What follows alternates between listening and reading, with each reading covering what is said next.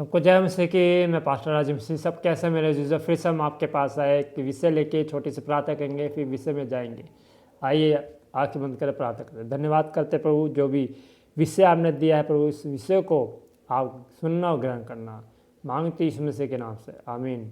मेरे जीजो, आज का मेरे विषय है, जब हम उपवास रखते हैं या आप उपवास रखते हैं मेरे जीजो, तो परीक्षा क्यों आती है। हाँ मेरे जीजो, क्योंकि परमेश्वर एक दो बातें मैं बताऊंगा कि परीक्षा क्यों आती है।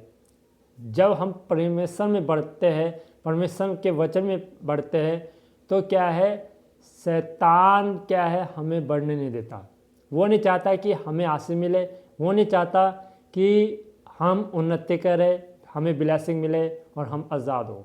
आइए मैं आपके सामने एक वचन दूंगा और उससे आप सीख जाओगे कि परीक्षा में हमें कैसे स्थिर रहना है और परमेश्वर हमें क्या बताता है वचन के द्वारा। आइए मेरे साथ निकाले आप मत्ती रचित सुसमाचार 4 बाब उसका पहले आयत में क्या लिखा है, यीशु की परीक्षा। मेरे जो यीशु मसीह की भी परीक्षा हुई। ये नहीं कि आपकी परीक्षा हो रही है, दासों की परीक्षा हो रही है, वो अलग है, मगर यीशु मसीह की भी परीक्षा हुई। कैसे, सुनिए, मैं वचन पढ़ के सुनाता हूँ और आपको भी विश्वास हो जाएगा कि जब यीशु मसीह की परीक्षा हो सकती है तो हम क्या है। आइए मेरे साथ निकाले मत्ती रचित सुसमाचार और 4 बाब उसकी पहली आयत में क्या लिखा है, हेडलाइंस है यीशु की परीक्षा। तब आत्मा यीशु को जंगल में ले गया ताकि इब्लिस से उसकी परीक्षा हो। क्या लिखा है, तब आत्मा यीशु को जंगल में ले गया। कौन सी आत्मा? पवित्र आत्मा। तब आत्मा यीशु को जंगल में ले गया ताकि इब्लिस से उसकी परीक्षा हो। वह 40 दिन और 40 रात निराहार रहा। तब उसे भूख लगी। तब परखने वाले ने पास आकर उससे कहा, यदि तू परमेश्वर का पुत्र है तो कह दे कि ये पत्थर रोटी बन जाए। कौन परख रहा है? परखने वाले ने कहा, मतलब शैतान ने कहा यीशु मसीह से, क्या कहा कि यदि तू परमेश्वर का पुत्र है तो कह दे कि ये पत्थर रोटी बन जाए। मेरे जो शैतान क्या है, परीक्षा ले रहा है यीशु मसीह की। क्या लिखा है, तब परखने वाले ने पास आकर उससे कहा, यदि तू परमेश्वर का पुत्र है तो ये कह दे कि ये पत्थर रोटी बन जाए। फिर यीशु मसीह क्या कहते हैं, उत्तर क्या देते शैतान को? यीशु ने उत्तर दिया, लिखा है, मनुष्य केवल रोटी ही से नहीं परंतु हर एक वचन से जो परमेश्वर के मुख से निकलता है जीवित रहेगा। हाँ मेरे जो ये जब शैतान आता है तो वचन ही लेके आता है, बिना वचन के वो नहीं आ सकता। उसको पता है अगर मैं बिना वचन के आऊँगा तो नष्ट हो जाऊँगा, जल जाऊँगा और मेरे पास ताकत नहीं होगी। तो इसलिए यीशु मसीह के पास भी जो आया वचन लेके आया, उसको पता था मैं इतना सामर्थ्य नहीं हूँ कि अगर मैं वचन लेके नहीं आऊँगा तो मैं आ नहीं सकता, सामना नहीं कर सकता। परमेश्वर के अंदर इतना तेज प्रकाशन है।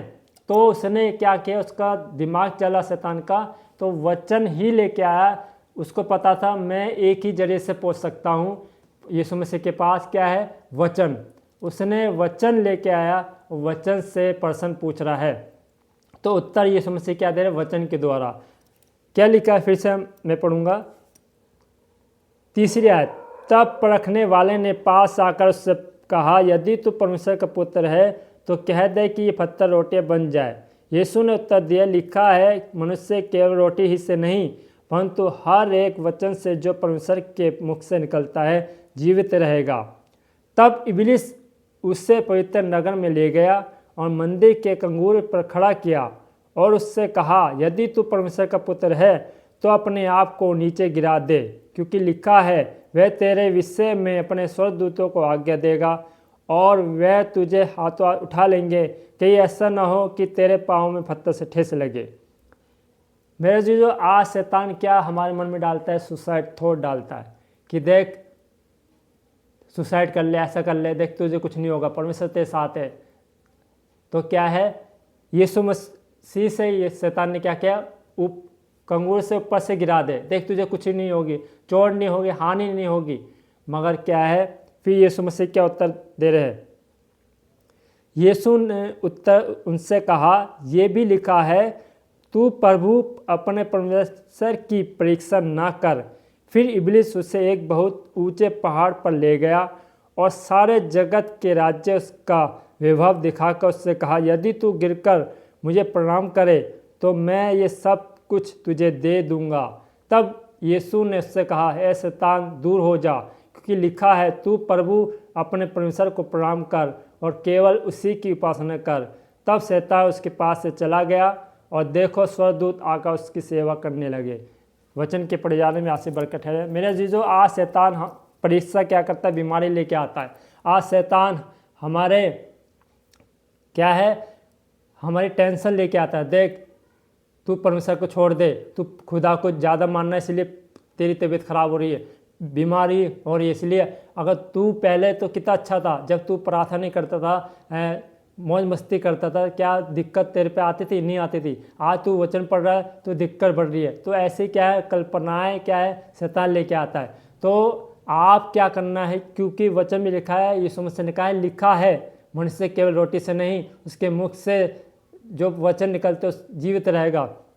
मेरे जीजो, आज शैतान हमारी परीक्षा करता है। शैतान नहीं चाहता कि आप बढ़ो परमेश्वर में। क्यों आपको नींद आती है, क्यों गुस्सा आता है, क्यों मन नहीं करता है वचन पढ़ने का? क्योंकि शैतान वचन को जानता है। अगर उसको पता है, अगर आप वचन पढ़ोगे तो परमेश्वर के नज़दीक आओगे। तो इसलिए मेरे जीजो, जितना वचन आप पढ़ा जाए पढ़ो। और क्या है, वचन जितना पढ़ोगे, अगर आपको नींद आ रही है तो और पढ़ो। और अगर आपको मन नहीं लग रहा है वचन पढ़ने में, तो अगर मन कह रहा है चल रहने दे, मत पढ़, तो और पढ़ो। क्योंकि शैतान की नहीं, परमेश्वर की बात मानो। क्योंकि परमेश्वर चाहता है कि आप वचन में आगे बढ़े। तो क्या लिखा है, फिर से मैं एक वचन पढ़ूंगा। ये सुन, यदि तू परमेश्वर का पुत्र है तो कह दे कि ये पत्थर रोटी बन जाए। यीशु ने उत्तर दिया, लिखा है, मनुष्य केवल रोटी ही से नहीं परंतु हर एक वचन से जो परमेश्वर के मुख से निकलता है जीवित रहेगा। तब इब्लिस उसे पवित्र नगर में ले गया और मंदिर के कंगूर पर खड़ा किया और उससे कहा, यदि तू परमेश्वर का पुत्र है तो अपने आप को नीचे गिरा दे, क्योंकि लिखा है, वह तेरे विषय में अपने स्वर्गदूतों को आज्ञा देगा और वह तुझे हाथों हाथ उठा लेंगे, कहीं ऐसा ना हो कि तेरे पाँव पत्थर ठेस लगे। यीशु ने उससे कहा, यह भी लिखा है, तू प्रभु अपने परमेश्वर की परीक्षा ना कर। फिर इब्लिस उसे एक बहुत ऊंचे पहाड़ पर ले गया और सारे जगत के राज्य और उसका वैभव दिखाकर उससे कहा, यदि तू गिरकर मुझे प्रणाम करे तो मैं ये सब कुछ तुझे सब दे दूंगा। मेरे अजीजों, शैतान क्या परख रहा है कि अगर तू मुझे प्रणाम करे, ये सब जगह तुझे दे दूंगा, इसका वैभव, इसकी खूबसूरती तुझे दे दूंगा।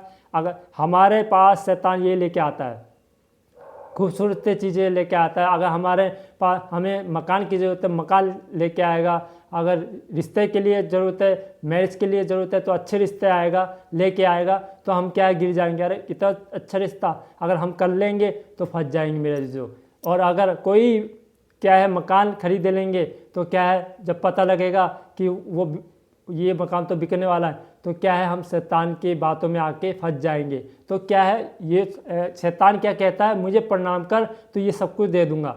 तो इसलिए खूबसूरत दिखाता है हमें, हम लालच में आ जाते हैं ताकि हम फंस जाए उसके जालों में। मेरा जीजो, अगर परमेश्वर चाहेगा तो आपको सब कुछ देगा, मगर शैतान क्या है, ऐसी चीज़ें लाता है उस जिसको ज़रूरत है। यीशु मसीह को भूख लगी थी तो क्या लेके आया, खाना लेके आया, रोटी लेके आया। उसको पता है कि इसको भूख लगी, इसको क्या ज़रूरत है, रोटी की, तो रोटी लेके आया।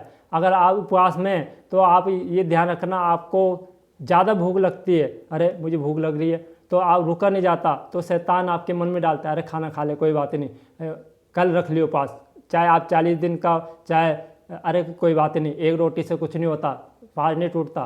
तो क्या है, ऐसे शैतान आपके दिल दिमाग में ख्याल आता है, चल यार जूस पी ले। अगर आप जूस पियोगे, अरे थोड़ा सा पी ले, कुछ नहीं जाता, तो क्या है, आप शैतान का कहना मान रहे हो।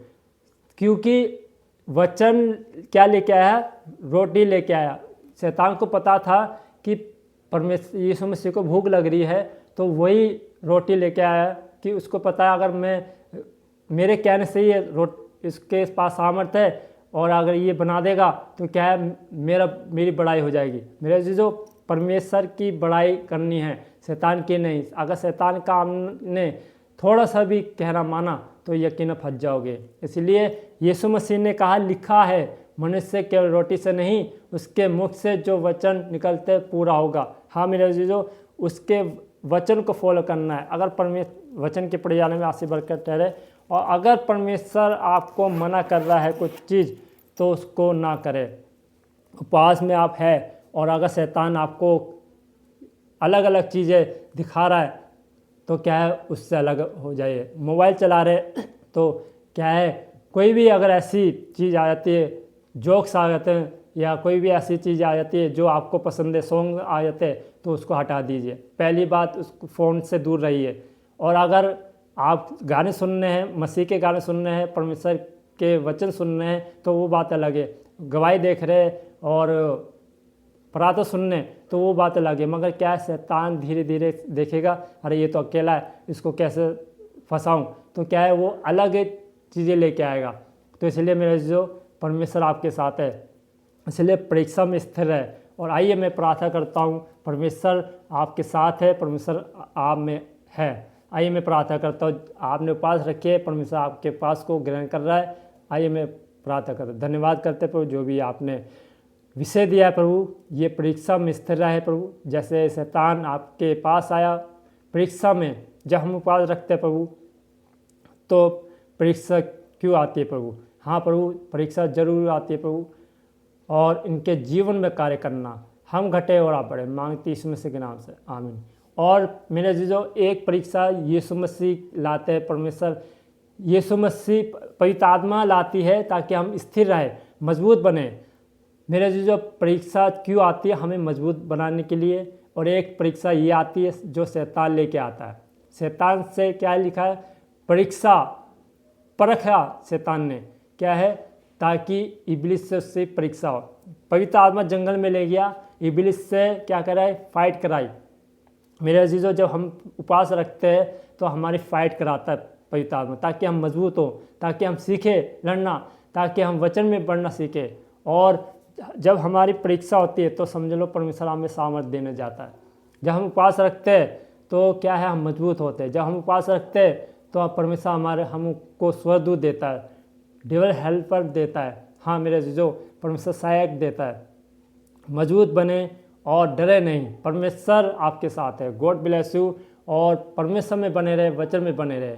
और गॉड ब्लेस यू। खुदा आपका आशीर्वाद करे।